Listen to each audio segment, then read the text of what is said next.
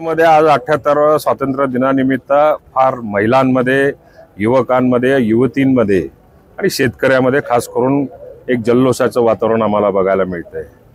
स्वातंत्र्य दिनाचा अभिमान राष्ट्राच्या प्रत्येक नागरिकाला असतोच आणि असलाही पाहिजे। त्याबद्दल मी देशातल्या, महाराष्ट्रातल्या आणि नंदुरबार जिल्ह्यातल्या सगळ्या नागरिकांना खूप खूप शुभेच्छा देतो। महिलांकडून आपल्या सरकारचे अभिनंदन केलं जात आहे, काय सांगणार? मुळात मुख्यमंत्री माझी लाडकी बहीण या योजनेचं स्वागत तमाम महाराष्ट्रातल्या भगिनींच्या माध्यमातून या सरकारचं जबरदस्त मोठ्या प्रमाणावरती स्वागत केलं जात आहे। जो शब्द शासनाने राज्याचा अर्थसंकल्प जाहीर केल्यानंतर राज्याचे उपमुख्यमंत्री माननीय अजितदादा आणि मुख्यमंत्री एकनाथ शिंदे साहेब, उपमुख्यमंत्री त्याच्यानंतरचे दुसरे देवेंद्र फडणवीस साहेब यांनी जो शब्द दिला होता त्या शब्दाप्रमाणे 2 महिन्याचे 3000 रुपये या महिलांच्या खात्यावरती 17 तारखेपर्यंत किंवा 19 तारखेपर्यंत टप्प्याटप्प्याने यायला सुरुवात झालेली आहे। काही प्रमाणात नंदुरबार जिल्ह्यामध्ये काही महिला भगिनी आज मला राखी बांधायला आलेल्या आहेत। ज्यांच्या खात्यावरती हे अशा प्रकारचे पैसे शासनाच्या वतीने भगिनींच्या खात्यावर पडतायत त्यांच्यामध्ये जल्लोषाचं वातावरण आहे। कारण त्यांच्या हक्काचा आजपासून मिळणारा दर महिन्याला जो काही अनुदानाच्या स्वरूपामध्ये रक्कम असणार आहे ती महिलांची हक्काची असणार आहे, ती स्वतःची असणार आहे आणि ती राज्य सरकारने दिलेली आहे।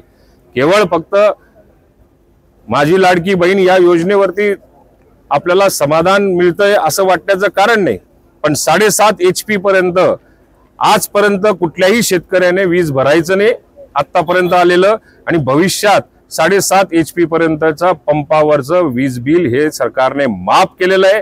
त्यामुळे शेतकरी वर्गामध्ये प्रचंड आनंदाचं वातावरण आहे।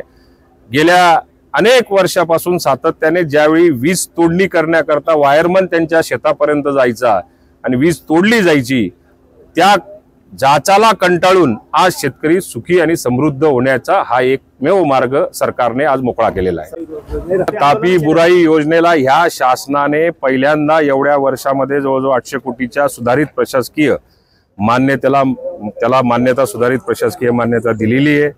त्याच्यासाठी लागणारा निधी केंद्र आणि राज्य या दोन्ही अर्थसंकल्पांमधनं त्याला येणाऱ्या काळामध्ये 100% त्याला निधी मिळेल। या निधीला या प्रकल्पाला तापी बुराईला निधी उपलब्ध करण्याचे जे रस्ते आतापर्यंत थांबलेले होते कुठेतरी ते थांबलेले आहेत। पीक विम्यात ते थांबलेले रस्ते जे आहेत ते आता कुठेतरी मोकळे झालेले आपल्याला दिसत आहेत। ही योजना मार्गी लागेलच, कुठल्याही परिस्थितीत लागेल। मला जी काही माहिती मिळाली आणि काही कंपन्यांच्या माध्यमातून वारंवार याला अडथळा निर्माण करण्याच्या दृष्टिकोनातून राज्याच्या मंत्रिमंडळाच्या बैठकीमध्ये सर्व पीक विमा कंपन्यांना सूचना दिलेल्या आहेत। किंबहुना त्यांना सूचना नाही, त्यांनी समजा जर का पीक विमा देण्याला विलंब लावायला जर का सुरुवात केली, स्थानिक स्तरावरती त्यांच्यावरती गुन्हे दाखल करण्याचे सुद्धा सूचना राज्याच्या सचिवांना दिलेल्या आहेत।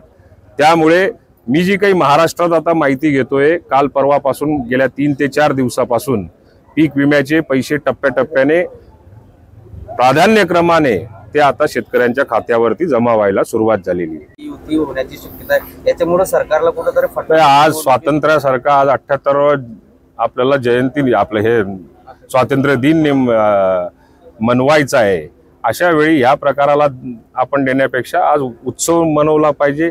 म्हणून या गोष्टींना आता उत्तर देणं मला उचित वाटत। आता माझ्या मतदारसंघात त्या दबाव आहे, लोकसभेमध्ये बारामतीचा दबाव होता, आता माझ्या मतदारसंघाचा दबाव दिल्लीवर येतोय, कसं पाहतं याकडे आपण? रे या रोहित पवारांच्या कोणत्याच स्टेटमेंटला आम्हाला उत्तर देण्याची आवश्यकता वाटत नाही। एबीपी माझा, उघडा डोळे बघा नीट।